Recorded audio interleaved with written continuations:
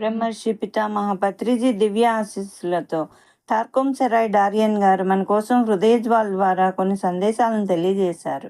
అవి ఏంటంటే, ఒకసారి ఇద్దరు దంపతులు సలహా కోసం నా దగ్గరికి వచ్చారు. ఆ భర్త నేను ఈమెను ద్వేషిస్తున్నాను అన్నాడు. అప్పుడు ఆమె నేను కూడా ఈయన ద్వేషిస్తున్నాను అవును అని అంది. సరే, నేను మీకు సహాయపడాలని మీరు కోరుకుంటే నేను మీకు ఎటువంటి సలహా ఇచ్చినా దానిని మీరు పాటించి తీరాలి. పాటిస్తారా అన్నాను. దానికి సమాధానంగా ఇద్దరు అవునన్నారు. మీ కుడి చేతిని హృదయంపై పెట్టుకుని ఆ హృదయ స్పందనను అనుభూతి చెందండి. కళ్ళు మూసుకోండి. రిలాక్స్ అయ్యి ఆ హృదయాన్ని అనుభూతి చెందండి. ఇప్పుడు మీ హృదయంలో 2 కళ్ళు ఉన్నట్టు ఊహించుకోండి. వాటిని మీరు నిజంగా చూడగలిగిన తర్వాత మీ భౌతిక నేత్రాలు తెరిచి మీ హృదయ నేత్రాలతో ఒకరినొకరు చూసుకుంటున్నట్టుగా ఊహించుకుంటూ ఇప్పుడు ఒకరినొకరు చూసుకోండి అన్నాను. 5 నిమిషాల తర్వాత కళ్ళు తెరిచి వారు ఒకరినొకరు పరిచయం లేనట్టుగా చూసుకోవడం మొదలెట్టారు. వారు నవ్వుకున్నారు. వారి ముఖాలు ఆనందంతో నిండిపోయాయి. అప్పుడు వారు ఒకరినొకరు చేరుకుని ఆలింగనం చేసుకున్నారు.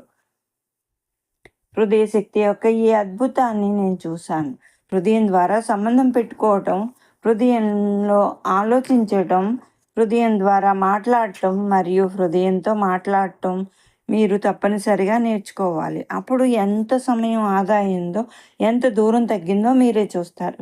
ఈ పద్ధతి నేర్చుకోవడానికి కొద్దిపాటి ప్రయత్నమే సరిపోతుంది.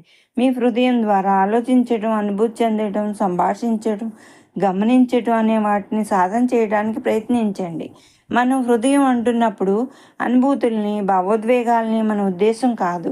ఈ 12 హృదయ శక్తులు మనిషిని విశ్వ హృదయంతో అనుసంధానించే కేంద్రమని మన ఉద్దేశం. హృదయ కేంద్రం అన్నది విషయ పరిజ్ఞానాన్ని ప్రేమ జ్ఞానంగా మార్చే ఒక కొలిమి వంటిది. ప్రేమ జ్ఞానం అన్నది మనిషిని సూర్య హృదయంతో కలుపుతుంది. మీరు ప్రజలను ప్రేమిస్తే మీ ప్రేమను 10ంతలై అద్భుతాలు చేస్తారు. మిమ్మల్ని ఇతరులు ప్రేమిస్తే వారి ప్రేమ మీ సృజనాత్మకత జ్వాలకు పరిపుష్టిని చేకూరుస్తుంది. మీకు ప్రజలపై ప్రేమ స్థిరంగా ఉన్నప్పుడు వారు రూపాంతరం చెందడానికి మీ ప్రేమ ఒక మార్గం అవుతుంది. మరియు వారి కష్టకాలాల్లో మీ ప్రేమ వారిని ఉద్ధరించి కొత్త శిక్షరాల వైపు వారిని ప్రోత్సహిస్తుంది. నిజమైన ప్రేమ 4వ విశ్వ ఆకాశమైన కాస్మిక్ ఎత్తర్ బుద్ధితలం నుండి వెలువడుతుంది. మీ భౌతిక ప్రేమ స్వచ్ఛమవుతుంది. ఏ ఆడంబరాలు, అహంభావాలు లేకుండా మీ భావనామయ ప్రేమ ప్రకాశిస్తుంది మరియు మీ మానసిక సంబంధాలన్నీ సార్వత్రికం అవుతాయి. ఈ ప్రేమ సత్తాయే అస్తిత్వంలో ఉన్న అన్నింటికి ఆధారమై పరస్పర సంబంధాలకు, కమ్యూనికేషన్స్కు ప్రధాన భాగంగా పనిచేస్తుంది అనే విషయం మనం మర్చిపోకూడదు. ఒకసారి ఒక అమ్మాయి నన్ను ద్వేషం కూడా ఒక శక్తే కదా, దాన్ని ఉపయోగించుకోకూడదా అని అడిగింది. దాని సమాధానం ఇది: శక్తి దుర్వినియోగమే ద్వేషం. శక్తి వినియోగం వెనుక ఉన్న ఉద్దేశమే దాన్ని ప్రేమగా కానీ ద్వేషంగా కానీ మారుస్తుంది. శక్తి విశృంఖలంగా వినియోగించడమే ద్వేషం. ప్రేమ అనేది ఒక శక్తి. ఆ శక్తియే మిగతా అన్ని శక్తులకి, బలాలకు ఆధారం. శక్తిని ఉద్దేశపూర్వకంగా విడదీయడానికి, స్వార్థానికి ఉపయోగించుకోవడానికి, నాశనం చేయడానికి, బానిసలుగా చేసుకోవడానికి, ఇతరులను చిన్నబుచ్చడానికి, దోచుకోవడానికి, దొంగిలించడానికి, తిరస్కరించడానికి, అస్తిత్వంలో ఇతరులకు ఉన్న హక్కును నిరాకరించడానికి ఉద్దేశపూర్వకంగా ఉపయోగించినప్పుడు ఆ వ్యక్తి శక్తిని అస్తవ్యస్తం చేస్తున్నాడని అంటాం. ఎందుకంటే శక్తి అనేది ఒకటే కాబట్టి. దీన్ని వేరు చేసే వ్యవహారాలకు, దుర్వినియోగం చేసే ఏ ప్రయత్నమైనా గందరగోళానికి దారితీస్తుంది. ఈ విశ్వం లయ నియమాలపైన, సమన్వయ నియమాలపైన నిర్మితమై ఉంది. ఈ లయను ఏ విధంగా వక్రీకరించినా అది వక్రీకరించిన వ్యక్తికి తీవ్ర కర్మగా పరిణమిస్తుంది. ద్వేషం అనేది ఈ లయను వక్రీకరించే ఒక ప్రయత్నం. అందుకే ప్రపంచంలోని అన్ని బాధలను, దుఃఖాలను, వ్యధలకు మూలం ఈ ద్వేషమే. ఈ ద్వేషం శాశ్వతం కాదు, ఎందుకంటే అది వృత్తంలా సంచరించి తనను తాను నాశనం చేసుకుంటుంది. ద్వేషం అనేది స్వవినాశకరం. మీలో బాధ, వ్యధ ఉన్నాయంటే విశ్వలయకు, సమన్వయానికి వ్యతిరేకంగా మీరు ఏదో చేస్తున్నారని అర్థం. ఒక వ్యక్తి ప్రేమతో కానీ ద్వేషంతో కానీ మీ వద్దకు వస్తే దాన్ని హృదయం పసిగడుతుంది. ద్వేషం యొక్క బలం సమక్షంలో హృదయము శోభను, వ్యధను లేదా ఉద్విగ్నతను అనుభూతి చెందుతుంది. ద్వేషం హృదయాన్ని దహించి వేస్తుంది. ద్వేషం భయాన్ని పెంచి పోషిస్తుంది. ఎవరైతే ద్వేషిస్తారో వారు భయం చేత నియంత్రించబడతారు. హృదయాన్ని నాశనం చేసేది భయమే. రాబోయే మందులు అది భౌతిక స్థాయిలో పనిచేస్తాయి. ఎందుకంటే శారీరక, మానసిక సమస్యల మూలాలు అక్కడి నుండే ప్రారంభమవుతాయి. ద్వేషం మనం తీసుకునే ప్రాణశక్తిని అతలాకుతలం చేసి మన క్షణిక బుద్ధిని, హృదయాన్ని, ఊపిరితిత్తులను ప్రభావితం చేస్తుంది. అప్పుడు అది మన మనస్సును, మెదడును బలహీనపరుస్తుంది. ద్వేషం అనేది ప్రకృతి నియమం కాదు, అది ఒక వికృతీకరణ. అది విశ్వం యొక్క ఉన్నత కేంద్రాల్లో మీకు ఉన్న సమన్వయాన్ని అతలాకుతలం చేస్తుంది. ప్రకృతి సిద్ధంగా ప్రేమ అనేది ఉంది. ద్వేషం అనేది స్వతహాగా అసలు లేదు, దాన్ని మనం సృష్టిస్తాం. అనారోగ్యం అనేది ఒక ప్రకృతి నియమం కాదు, అది లయను, సమన్వయాన్ని చిన్నాభిన్నం చేసే ఒక వికృతీకరణ. ద్వేషానికి, భయానికి, క్రోధంతో చాలా దగ్గర సంబంధం ఉంది. క్రోధం అనేది ద్వేషం వలన, భయం వలన పోగైన శక్తులను విడుదల చేసే ఒక ప్రక్రియ. క్రోధం వినాశకర లక్ష్యాలను, ఈ శక్తులను కేంద్రీకరిస్తుంది. క్రోధం హృదయాన్ని పాడు చేసి నాడులు అనబడే ఎథరిక్ బాడీలో ఉండే తత్సంబంధమైన నాడీ మండలాన్ని తగలబెడుతుంది. మీ వ్యవస్థలో ప్రేమను పునఃప్రతిష్ఠించుకున్నప్పుడు ద్వేషాన్ని, భయాన్ని, క్రోధాన్ని, అసూయను, అత్యాశను రూపుమాపుకోవచ్చు. ఈ 5 రాక్షసులు సంహరించబడినప్పుడు ఈ మెకానిజం మొత్తం మళ్ళీ పూర్వ సౌందర్య స్థితికి, లయ సమన్వయాల స్థితికి వచ్చేస్తుంది. అందుకే మనం ఎక్కువగా ప్రేమించడం, అవగాహన పెంచుకోవటం, ఎక్కువగా ప్రశంసించడం నేర్చుకోవాలి. క్రీస్తు బోధించింది లోతైన మనస్తత్వ శాస్త్రం.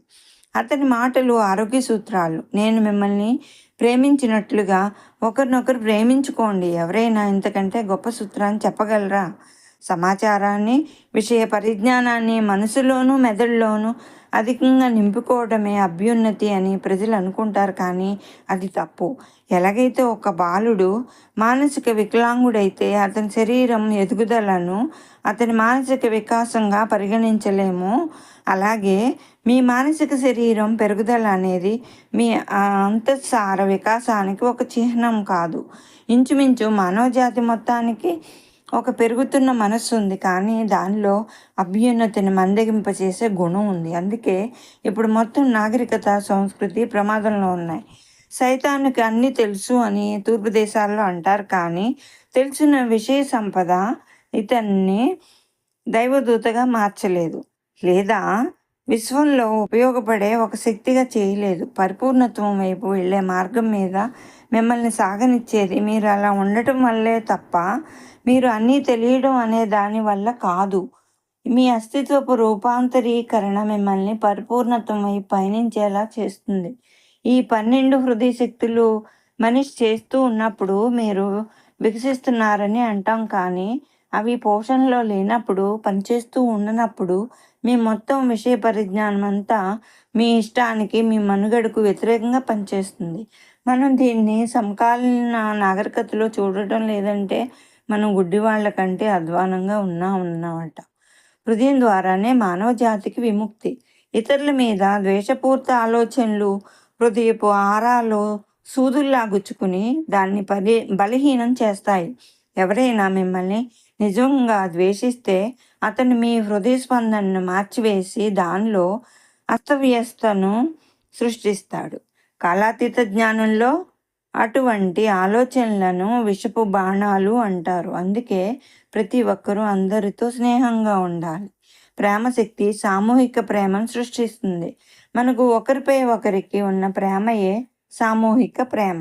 అది గొప్ప గొప్ప లక్ష్యాలను సాధించేలా చేస్తుంది. మన ఊహను వాస్తవీకరించుకునేలా, లక్ష్యాన్ని సాధించేలా, ఇతరులకు సేవ చేసేలా చేస్తుంది. సేవ అనేది ఒక శక్తి. అది మీలో ఉత్సాహాన్ని మేల్కొల్పుతుంది, సౌందర్యం వైపు మిమ్మల్ని ప్రేరేపిస్తుంది, మీ కాళ్ళపై మీరు నిలబడేలా చేస్తుంది, మీరు ప్రణాళిక కోసం పనిచేసేలా చేసేది.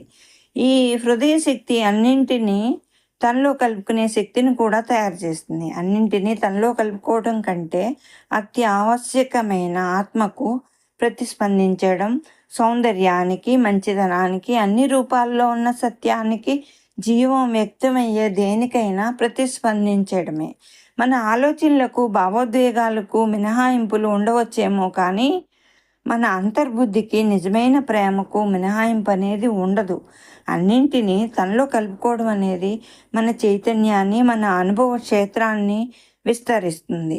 ఆ విధంగా వారు వివిధ ప్రాథమిక అంశాలతో తమ మేధస్సును, నైతిక, ఆధ్యాత్మిక వ్యవస్థను సుసంపన్నం చేసుకుంటారు. మినహాయించడం అనేది మన అభివృద్ధికి, పరిణితికి అవసరమైన ప్రాథమిక అంశాలకు దూరం చేస్తుంది. మీకు స్వచ్ఛమైన, పవిత్రమైన, వికసించే హృదయం ఉంటే మీరు మినహాయింపులు లేకుండా ఉన్నట్టే. కొంతమందికి హృదయం ఉండదు. వారికి గుండె ఉంటుంది, కానీ అందులో ఆత్మశక్తి ఉండదు. ఇవి మృత హృదయాలు. ఒక మృత హృదయం కేవలం తన కోసమే జీవిస్తుంది. ఈ భూమి మీద ఉన్న ప్రమాదకర వ్యక్తుల్లో చాలామంది హృదయాలు మరణించాయి. ఒక మృత హృదయం అనేది పగ, ద్వేషం, కృంగిపోవటం, ఇతరుల అనుభూతులను పట్టించుకోకపోవటం అనే వాటికి ఆలవాలం. అది నేరాలను పెంచే కణాలు ఉండే స్థానం. నిజానికి అప్పుడు హృదయం మినహాయింపు లేని ఆత్మశక్తి లేక హీన స్థితికి వచ్చి మరణిస్తుంది. హృదయపు ఆరో శక్తి మీలో విశ్వజనీన భావాన్ని, సార్వత్రిక వాదాన్ని, సమన్వయాన్ని సృష్టిస్తుంది. ఈ శక్తి వల్ల విశ్వానికి కేంద్రం మీరేనని అనుకోరు, కానీ మీరు అన్నింటితో కూడి ఉండే శక్తిని పెంచుకుంటూ ఉంటారు. ఇక మీకు మీ అహం కోసం జీవించరు, మీ స్వలాభం కోసం పరుగులు పెట్టరు. మీరు అనంతత్వాన్ని అంగీకరిస్తూ దానిలో మీరు ఒక భాగంగా అనుభూతి చెందుతారు. ఈ ఆరవ శక్తి నెమ్మది నెమ్మదిగా అన్ని వేర్పాటు భావాల్ని, అన్ని స్వలాభాలని, మొత్తం అహంకారాన్ని నాశనం చేసి మిమ్మల్ని విశ్వ పౌర్ణిగా చేస్తుంది. ఈ ఆరో శక్తి మీ మొత్తం ఆలోచనలు, భావోద్వేగాలు, మాటలు, చేతలు అన్నీ విశ్వజనీన భావాన్ని వ్యక్తపరిచేలా చేస్తుంది. మరియు మొత్తం సృష్టి కోసం పనిచేసేలా మిమ్మల్ని సూర్య హృదయంతోనూ, గెలాక్సీ హృదయంతోనూ అనుసంధానిస్తుంది. నిజానికి ఈ మొత్తం సృష్టి అనేది ఒక వ్యక్తిత్వం గల వస్తువు. అది ఒక అస్తిత్వం. అందులో చీలికలు, భేదాలు లేవు. అది ఒక సంయోగం. మనిషి అహంకారంతో సృష్టించుకున్న కృత్రిమ భేదాలలో ఈ సంయోగాన్ని చూడటానికి ఈ ఆరో శక్తి ఉపయోగపడుతుంది. వేరు చేయటమే లక్ష్యంగా గల మీ శారీరక, మానసిక, భావనామయ చేతన పరిమితుల నుండి ఈ ఆరో శక్తి మిమ్మల్ని ఉద్ధరించి రూపాంతర ఆత్మ చైతన్య స్థాయిలో మిమ్మల్ని ఉంచుతుంది. ఇది మీలో ఉన్న నిజ ఆత్మ. సూర్యుని కంటే ప్రకాశవంతమైనది, మంచు కంటే స్వచ్ఛమైనది, ఆకాశం కంటే సూక్ష్మమైనది నా హృదయంలో ఉన్న ఆత్మ. ఆ ఆత్మనే నేను, నేనే ఆ ఆత్మను. ఆ ఆత్మ హృదయంలో ఉందని ఉపనిషత్తులు స్పష్టంగా తెలియజేశాయి. తల, మెదడు, మనసు అనేవి చాలా ముఖ్యమైన మెకానిజం అనే మాట వాస్తవమే. కానీ అది మొత్తంగా హృదయం తన దృశ్యాలను, లక్ష్యాలను టైపు చేసే ఒక టైప్ రైటర్ లాంటివి మాత్రమే. మెదడు జీవిత సూక్ష్మాలను ఎప్పటికీ అర్థం చేసుకోలేదు. హృదయం మాత్రమే అర్థం చేసుకోగలుగుతుంది. బుద్ధి అనేది హృదయం నుండే మేల్కొంటుంది. దేని ద్వారా అయితే మనం భవిష్యత్తు పరిపూర్ణతను, నిరంతరం రూపాలను శుద్ధి చేయటం అనేవి చేస్తామో అటువంటి సమన్వయ జ్ఞానాన్ని ఈ ఆరో శక్తి వృద్ధి చేస్తుంది. హృదయపు ఏడో శక్తి సౌందర్యాన్ని వెలుపలికి తెస్తుంది. మీ హృదయంలో ఈ శక్తి పని చేస్తూ ఉన్నప్పుడు ప్రజలు మీకు సన్నిహితులై సౌందర్యాన్ని సృష్టీకరించడం మొదలు పెడతారు. వారు శారీరకంగా, మానసికంగా, భావనామయంగా, ఆధ్యాత్మికంగా సౌందర్యవంతులు అవుతారు. నిశ్చయాత్మక దృక్పథం ఉన్నవారి నుండి ప్రతి హృదయ దీక్ష తీసుకున్న వ్యక్తి సౌందర్యాన్ని వెలికితీస్తాడు. అతను మూలంలో ఉన్న సౌందర్య బీజాన్ని కనుగొని దాన్ని పెంచి పోషిస్తాడు. ప్రతి మనిషికి తన అంతర్మూలంలో ఒక విశ్వ సౌందర్య బీజం ఉంటుంది. ఈ ఏడో శక్తి సహాయం కోసం మీ వద్దకు వచ్చిన వారిని రూపాంతరం చెందిస్తుంది.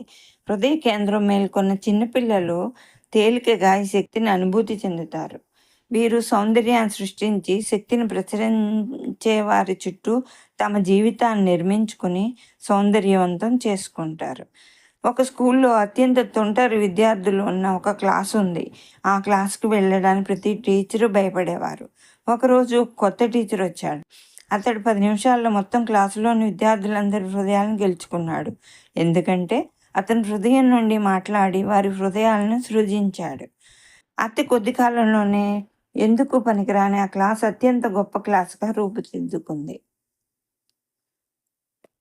చిన్నపిల్లలు, యువత పైపై నటనలకు, ముసుగులకు ద్వేషిస్తారు. వారు తమ చుట్టూ ఉన్న జీవితానికి అసమ్మతి తెలియజేయడంలో వినాశకరంగా, అసహ్యంగా తయారవుతారు. కానీ నిజానికి వారికి మనోహరమైన హృదయాలుంటాయి. వికసించని హృదయం ఉన్నవారు కూడా అత్యంత మనోహరమైన వాటిని కూడా వ్యక్తీకరించగలరు. మీ హృదయ శక్తులు నెమ్మది నెమ్మదిగా కార్యరూపంలోకొస్తాయి. అవి అక్కడ ఎల్లవేళలా ఉండవు. వాటిని వృద్ధి చేసుకొని ప్రకాశవంతమైన శక్తి ప్రవాహాలుగా చేసుకోవాలి. ఈ విధంగా శక్తుల బలాలను పెంపొందించుకోవచ్చు. కానీ వీటిలో కొన్ని శక్తులు పోకమున్న అవకాశాలు కూడా ఉంటాయి. ఉదాహరణకు ద్వేషం, ఏర్పాటువాదం అనేవి ప్రాథమికంగా ఈ శక్తులు నిర్వీర్యం చేసి కొంతకాలం పాటు హృదయాన్ని శూన్యంగాను, అసహ్యంగాను చేసేస్తాయి. భయము, అత్యాశ, క్రోధం మరియు అసూయలు హృదయాన్ని నాశనం చేస్తాయి. ధన్యవాదములు.